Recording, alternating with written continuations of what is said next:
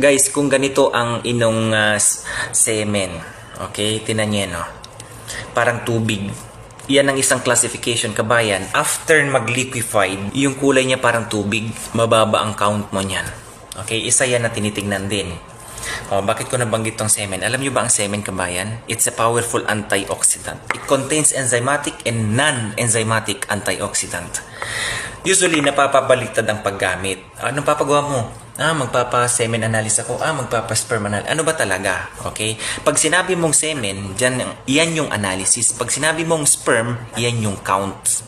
Okay? Because sperm is part of the semen. Ano ba ang components? Marami, kabayan. Ito lahat yan. Ito, kabayan, ha? Baka magugulat ka. Ano-ano nga ba ang components of semen? Okay? Baka ang alam mo, 1, 2, 3, 4, ganyan. Panoorin mo to, baka magulat ka kung ano ang components ng semen. Apart, okay, sa pagkakaroon ng sperm cells, marami po ang laman ng nilalabas naming mga lalaki. Una, may protein na po yan. Protein. May vitamin C. Okay?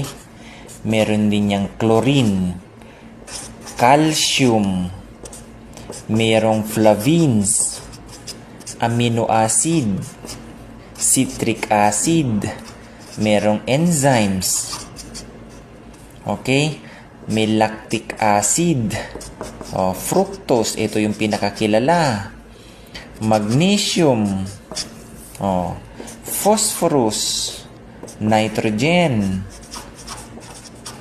ito, phosphocholine,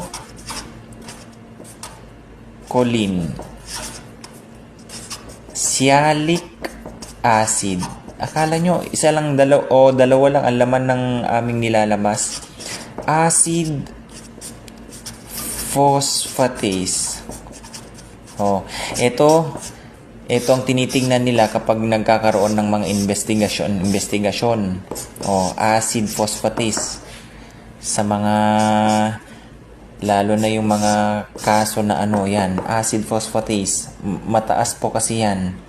Okay, potassium, meron siyang vitamin B12, salt, yung tinatawag na PSA, prostate specific antigen, zinc, isa din yung pinakakilala, dalawa yan, fructose at zinc lang ang kilala ng karamihan. At syempre, meron niyang kasamang mucus. Ito, kabayan, nice to know lang. Alam ko marami ang hindi nakakaalam po nito. So, ibig sabihin, ang semen ay napakagandang bitamina. Hindi po ba? May protein ka na, may vitamin C ka na, may choline ka na. Ano yan? Gatas? Hindi po ba? Meron ka ng nitrogen, sialic acid, fructose, zinc. Hindi po ba? So, nice to know lang ito, kabayan, na ulitin ko sa mga hindi po nakakaalam. Kaya, huwag niyong sayangin, ha? Okay, kabayan. So, ito lang ang laman ng mga nilalabas ng mga lalaki. Para mabuhay ang sperm. So, ang dami niyang kailangan. Okay? So, thank you guys for watching. Isang kaalaman lang po ito, kabayan. Okay? God bless po.